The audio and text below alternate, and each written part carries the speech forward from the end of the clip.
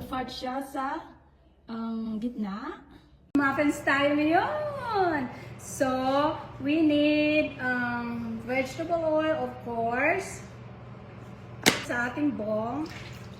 Instead of water, gagamit tayo ng milk para masarap at masustansya. Ating egg. 1, 2, 3, 4, 5. Ito na ang ating flour. Hinalo ko na yung hinalo na natin ang cocoa powder. So, lagay na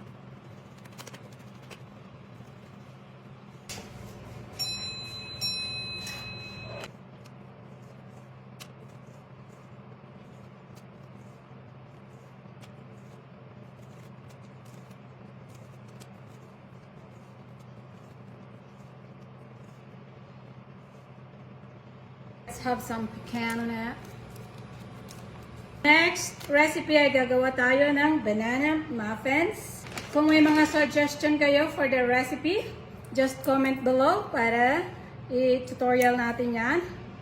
Yung mga favorite, bake nyo. Ready na to bake! There's it! Ang sarap! Grabe! Ano siya?